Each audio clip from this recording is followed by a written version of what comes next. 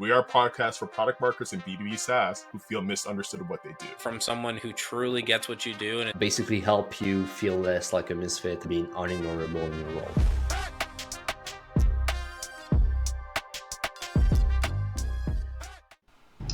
Hello everyone and welcome to another episode of We're Not Marketers. Season 5 still going, still yapping on mics. So before we introduce our amazing guest today, I want to, first of all, you might be joining us, maybe it's a repeating episode, but you have to understand who's talking to you, right? So I'll get started first. I'm Gab, the sales deck associate. I just do sales deck until I die, and I'll pass it off to my buddy, Zach.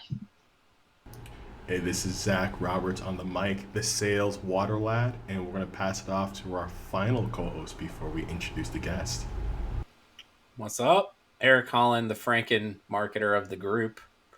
And as always, we got an intro of great guests, and we're going to let Gab do the honors. Thank you. So super excited for our guest today. We're very lucky to have with us Mr. Louis Grenier. He's the founder of Stand the Fuck Out. He's been running Where Everyone Hates Marketers since 2017, 309 episodes and counting, over 8 years and running. He's a strategic advisor with multiple companies. He did product marketing and content at Hotjar, and he's a recovering Frenchman. But the most important part, he's a marketer who's allergic to bullshit, and we're very excited of learning more about him. Louis, welcome to the show. Bonjour, bonjour. Bonjour, bonjour. Indeed. What a professional intro.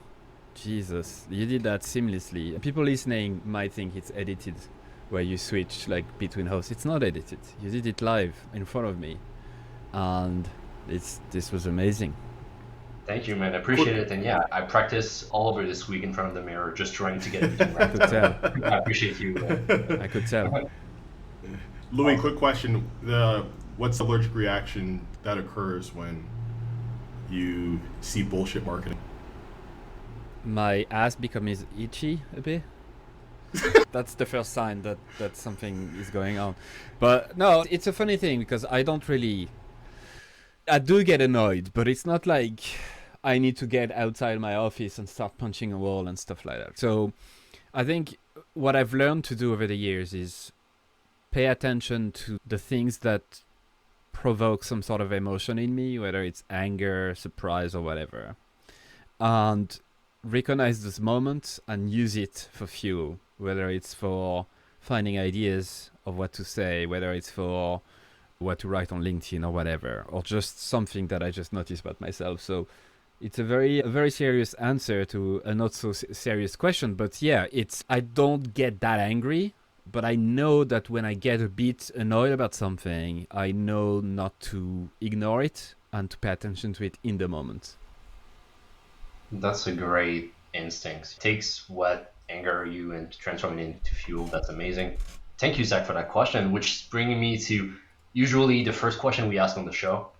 Louis, are product marketers actually marketers? Why or why not? Okay, so now yeah. That's one of the things that annoys me a bit. I saw it in the brief and all of that.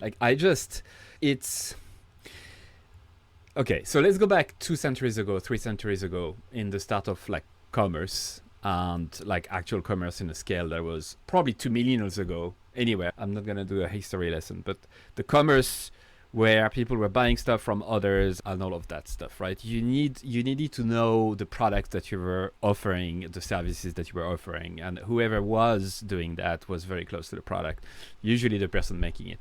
And then thanks to technology and capitalism and the scale that is happening, where someone could be selling a product they've never seen in their life, from a country they've never visited, through a channel they've never used.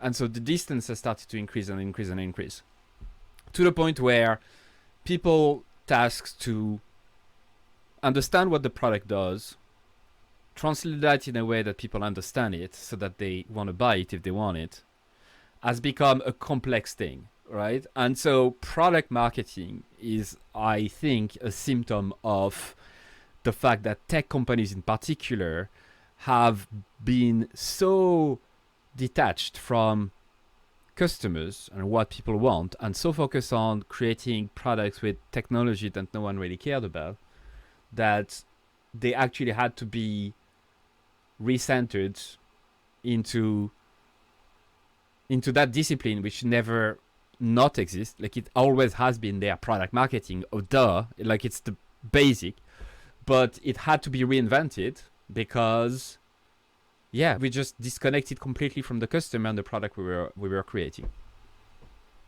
I agree full-heartedly with that part about being disconnected.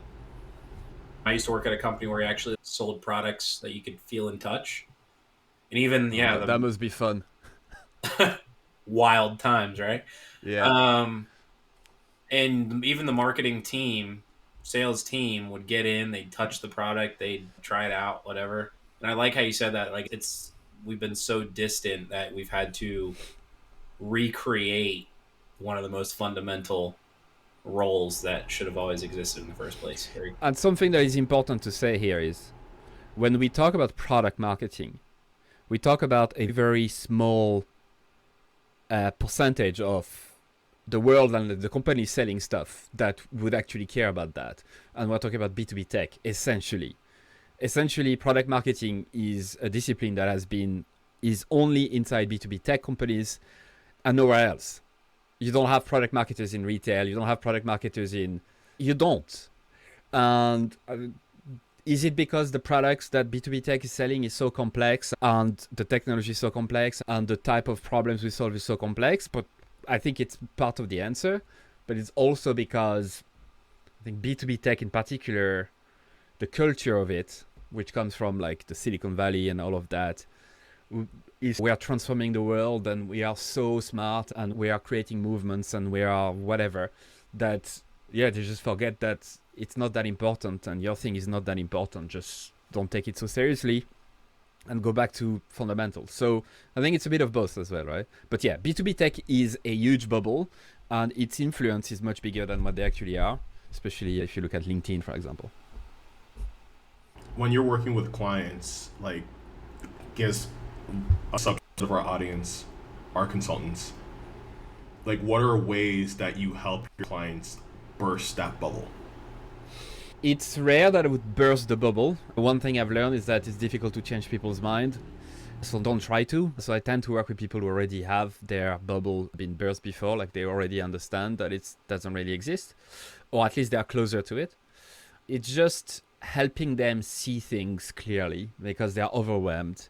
They are completely fascinated by the new and the shiny.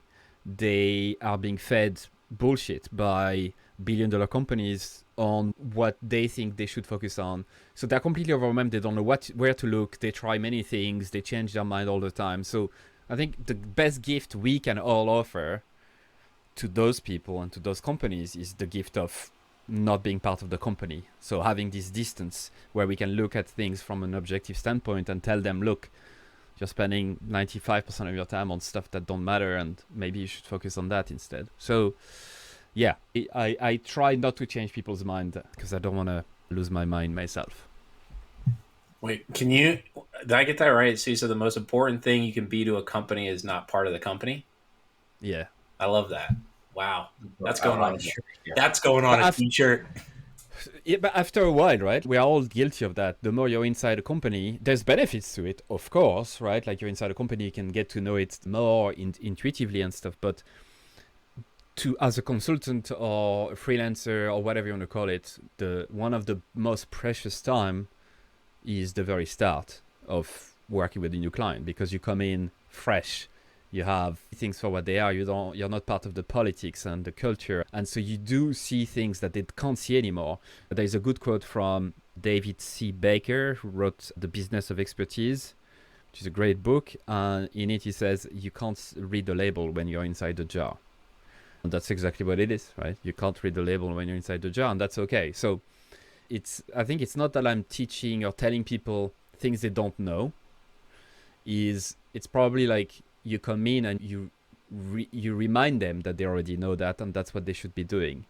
They already know it deep down. They just forgot about it after a while.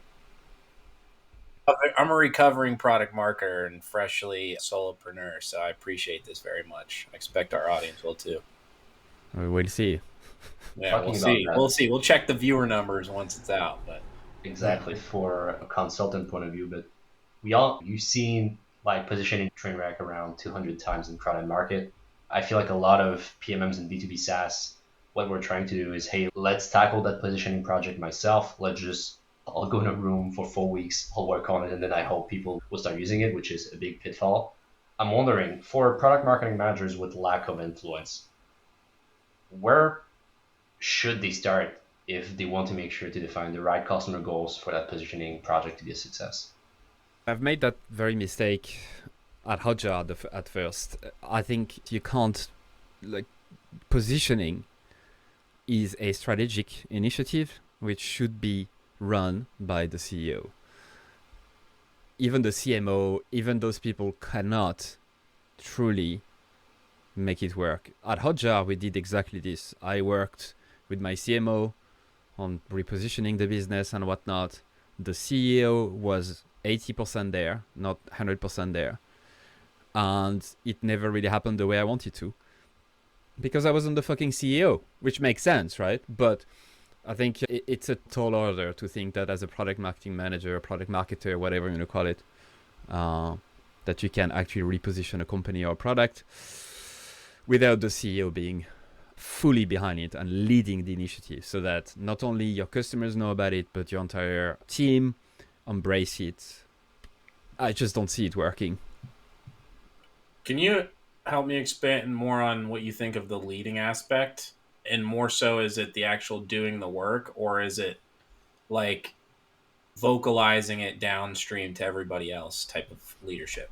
Yeah, vocalizing downstream is what I mean. So the work itself, sometimes it is a bit complex, but it's not that complicated, right? Like, it's if you have the right insight, if you start with at the right place, if you understand why people buy from you, why people don't, the problems they have, the category that you're in, if you understand all of those basic questions, then it's not that complicated to actually nail a positioning.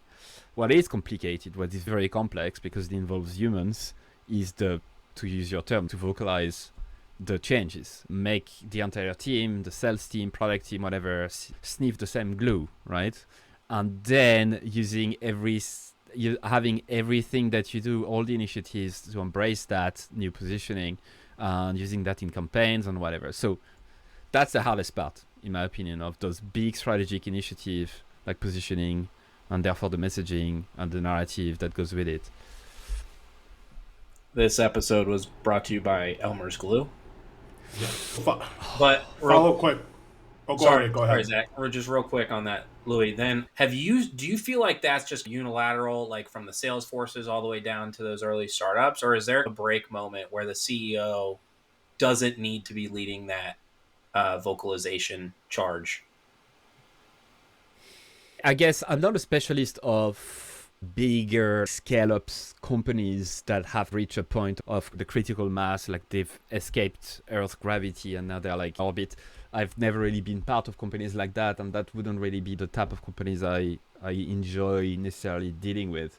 But I would assume that at this stage, they have so many different like functions, and maybe they have a house of brand with multiple brands inside.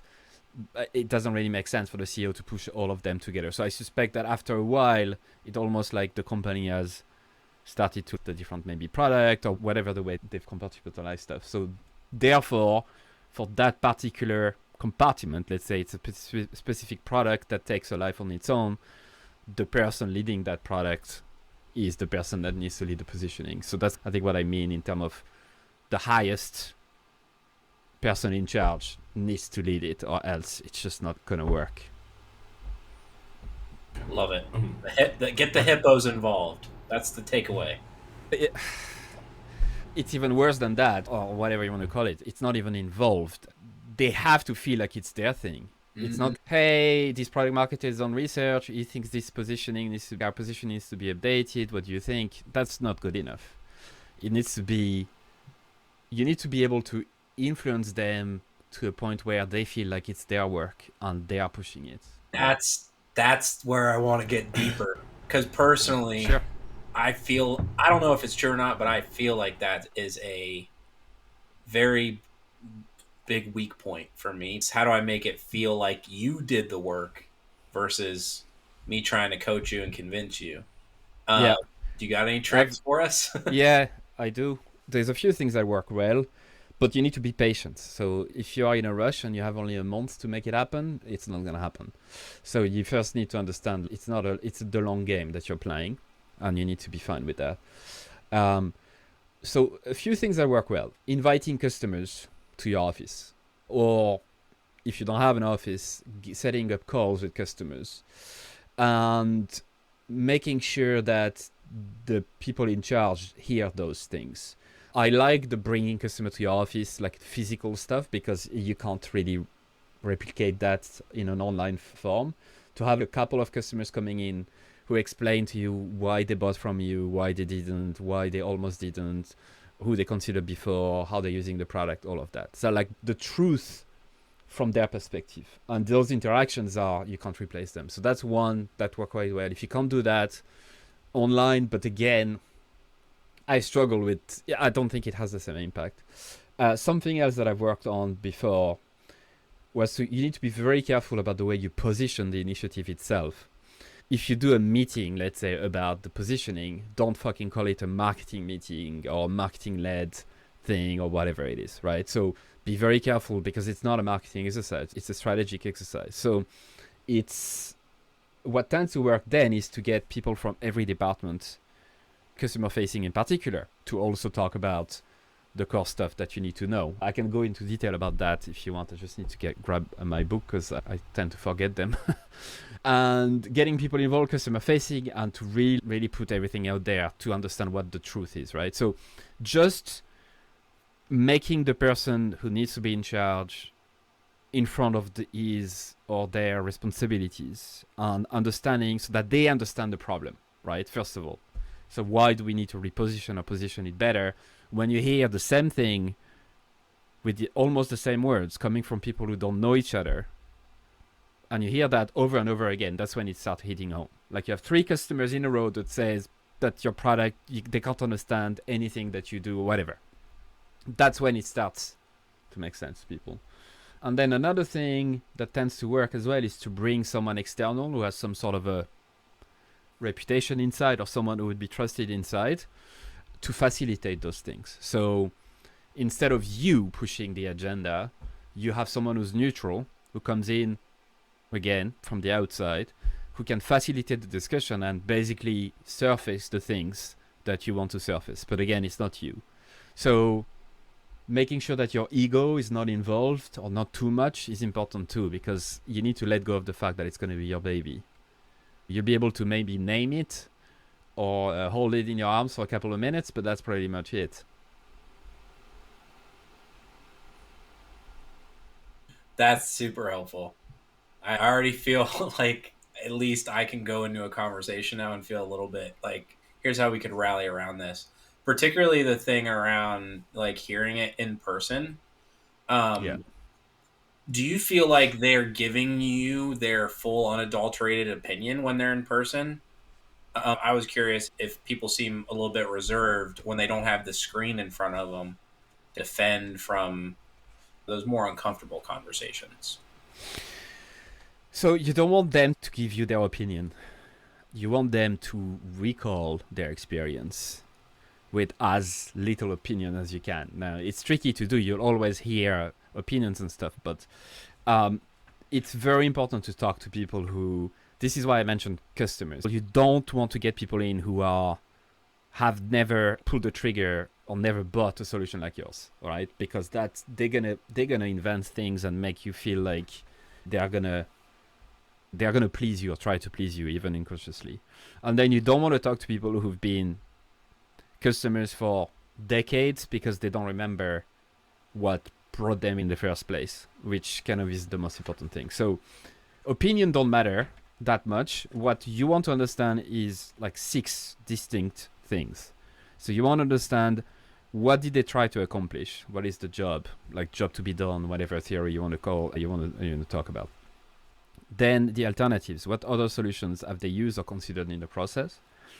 The struggles. What problems were they trying to solve? What was preventing them from reaching that job, doing that job, getting that job done?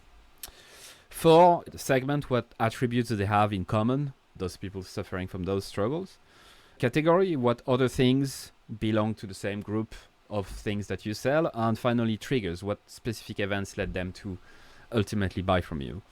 So what you want to do, very much like in customer interviews, you want to ask them about the recent past and do your best to stick to that.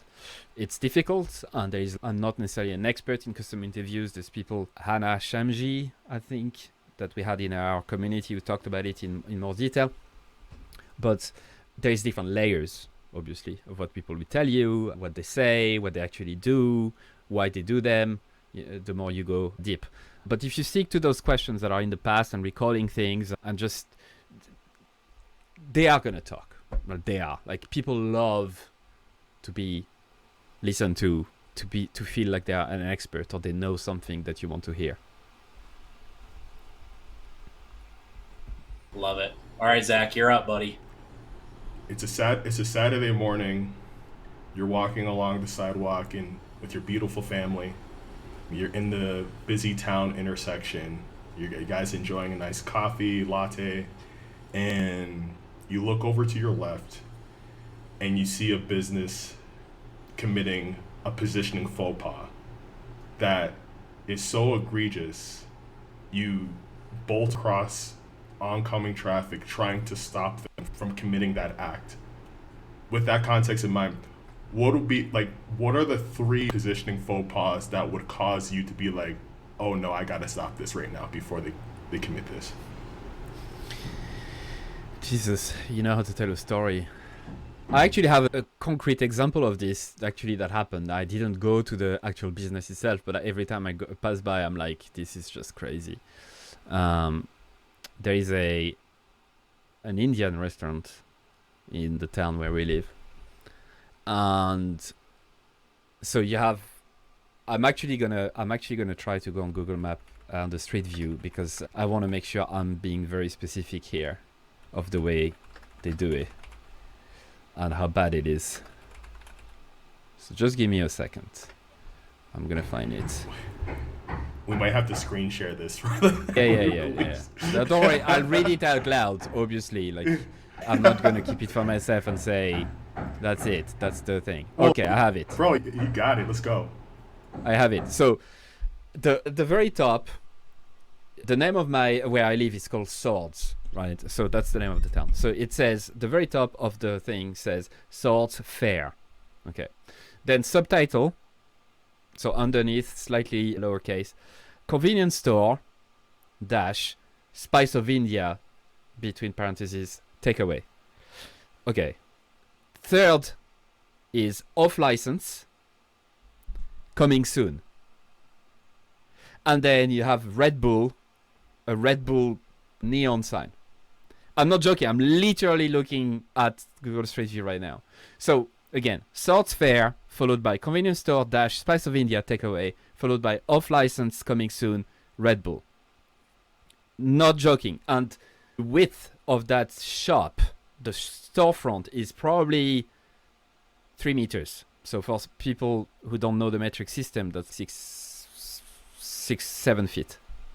That's it. So the faux pas here is clearly that they wanted so bad to offer as many things that I think they could work as possible that they are like cluttering everything. And if you just walk past, you don't even know what they are. You just get so confused.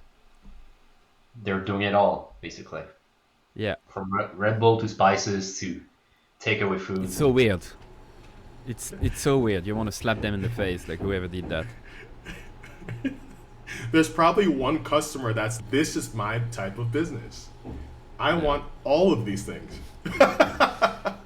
Yeah, but you could want all of these things, but that's wrongly positioned. So here's the way I would think about it, right? Like, one of the main thing to do in positioning, especially when you are trying to attract new customers and whatnot, is to make sure that you lead with one core thing. So you start with your best shot, in a sense, right? Your beachhead. And in that sense, there's a few strategies. So you could have one where you lead with just one thing, and it's the takeaway, let's say. So Spice of India takeaway.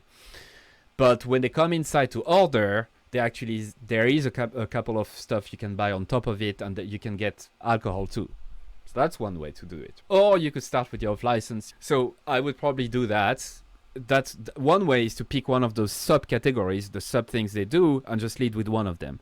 The other way would be to find a category that describes those three things better, so that you don't have 4 layers and you just have one. For this, like, what could we use to describe a store that offers alcohol, like convenience stuff, as well as takeaway? There's probably stuff like in Ireland. Yeah, well, in Ireland, actually, they call it like delis and stuff like that, where you would expect you could, if you go to a convenience store, actually, you can get a takeaway in there. You can buy alcohol and you can buy food. So you could lead with something else to say that's actually a convenience store. But then the problem becomes the perception of the takeaway part might be less of a quality thing. Because getting takeaway from a convenience store, prepared in convenience store, you might feel like it's not as good quality as if it was an actual proper restaurant.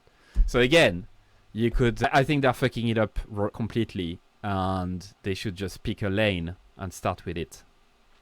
Hey, pick a lane and focus on that. Yeah. What they're feeling here is that they're missing out if they don't say those things, because what if someone needs alcohol and they need to know and whatever.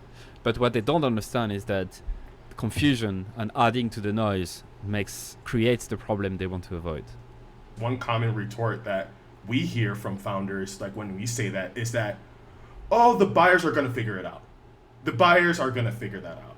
Have you heard that before in conversations when you bring that similar example? And so how do you respond to that? I actually can't tell I've ever come across someone saying this. You're lucky. Funnily enough, because that's a good point. Yeah, that's a good point, though. That's something that people would say. I like to go back to scientific evidence of. There's a few studies around, like, the more messages you get in front of you, the less likely you are to remember any of them. But then, typically, for this to work, I would say, okay, you want to do it this way? Great, good idea. Why don't we do a little competition, right, between you and I, or a test, or whatever you want to call it, where you do what you think is best and buyers will figure it out, and then I do what I think is best based on my expertise, and we just compare those two and see which one works better, right? So you put them on the spot. If they say, actually, no, that's fine, whatever, then you win. If they say, sure, let's do it, then you will also likely win if you do your work properly. Buyers will figure it out. Buyers are busy. Your brand is the least of their fucking concern. They don't give a shit about it. They only care about themselves. And if they give you 5 seconds of their attention, you're already lucky. So I think data, numbers talk. And if you can prove it, that it's not working, I think that might change their mind. But again, if they're convinced that this is the way to do it, good luck trying to make them go some different direction.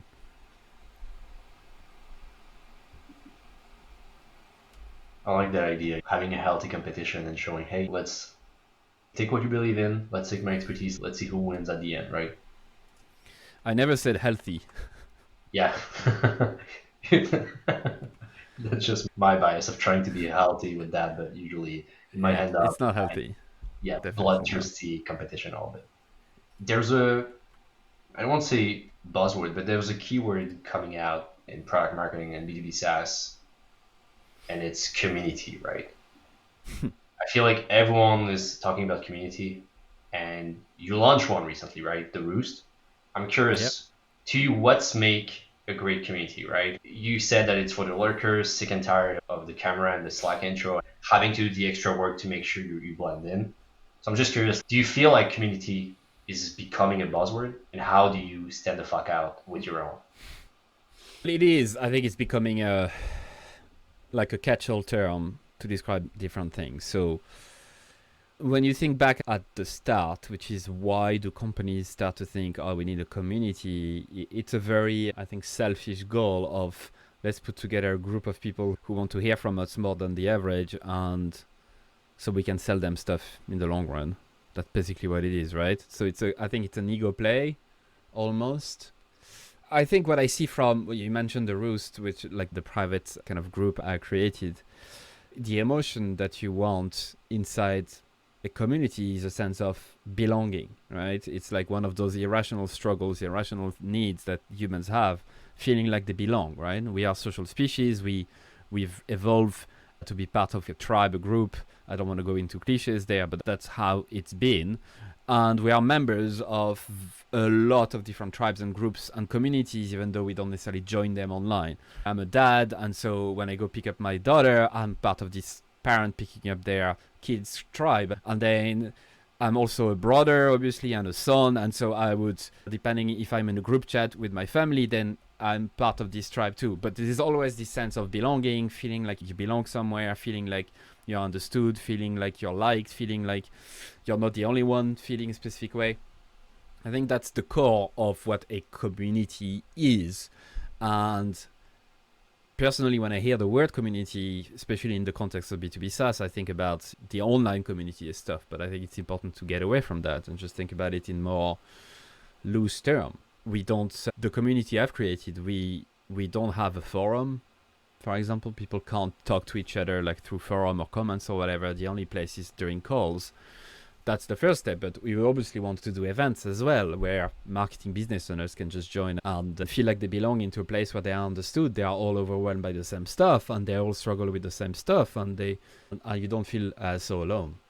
So that's my long answer to your short question. And as an aside, I haven't seen any of your three names as joining the community stuff. I feel That's our next step. attacked. I feel attacked. Actually, it's my first time hearing of the group. Yeah, me too. It's my first time hearing about it. Who's your ICP it's my for this community? Yes. Marketing business owners, so folks selling marketing services. Oh, I'm not aware. Yeah, exactly. I did the promo. Yeah, look, you see the sweater we're wearing right now, Louis. Yeah. We're matching, Zach. Nice. Yeah, look at that. I love that. I'll definitely check it out. And Being cheeky here. In something that I think is really important, two things. One is communities shouldn't be self-serving. And two, that whole like misunderstood aspect, I think most people aren't thinking about that when they are trying to develop community, self-serving or not. And I'd highly recommend anyone out there, especially if they've got a nice in with the demand gen team, to think about how you can create those moments that Louis just described, because I'm already thinking about how we can use it with the We're Not Marketers team. Yeah, cool. So it sounds like what you're saying is that the fastest way an online community fails is when we fixate the community around our product and our service. But yeah. Am I tracking? Okay.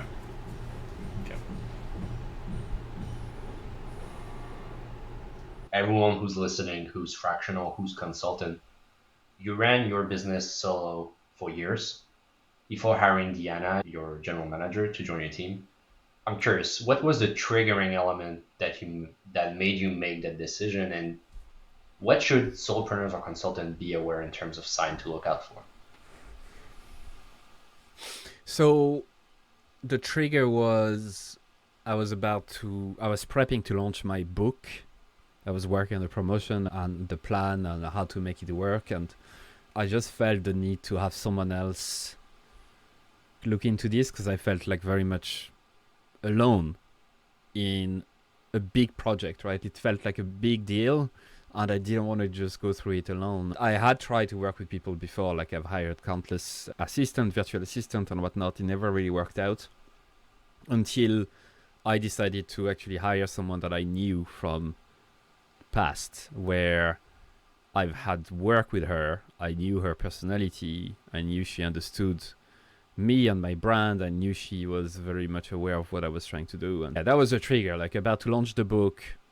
That was when I decided to actually, fuck it, let me just work with someone that I actually know and I can trust fully. And then you basically expanded her role and responsibilities through other aspects of your business to make sure that things were just running more smoothly. Yeah. I mean, it's very much a messy process, right? Like, I'm not going to try to portray the business as being we have everything figured out. Far from it. So it's just a fucking mess, but it's a bit less messy now. If you looking back and were to redo it, would have rather start with a partner or redo it like you hit the point of no return going solo and needed someone later on? It's a difficult thing because you mentioned the word partner, so almost as equals in terms of running. Like we both have decided that this is a business we want to do, and we both agree on it, and we like co-founders. I don't know if I have the personality to do it. As you might have noticed, I'm quite intense, and it's difficult for me to not do things the way I've pictured to do. And that's okay, right? I know the type of person I am, so I don't know. Maybe when I get older, maybe that's something I can try. But it's still like with Diana, it's still very much a relation of I'm the founder, I'm the face of the brand. I have the vision, the long-term stuff, and she's there to help me make it happen, right? So she's happy with that in that role, and she's comfortable with it. Not everyone wants to be a fucking like leader or whatever you want to call it. So as long as that was understood, that was clear. But yeah, as equal partners, yeah, good luck with whoever wants to take that role with me. All right, I'll give you a shot, Louis. Merci beaucoup. This episode was amazing. I hope during it you didn't have your butt itching because you realized it was a bunch of bullshit. But we appreciate you. It was an amazing call. Actually, there's a custom GPT somewhere, I'm sure, for another episode of We're Not Marketers. Thank you for listening to We're Not Marketers. If you liked what you heard, please subscribe, review our podcast, and share this episode with other PMMs. Thanks again, and see you soon.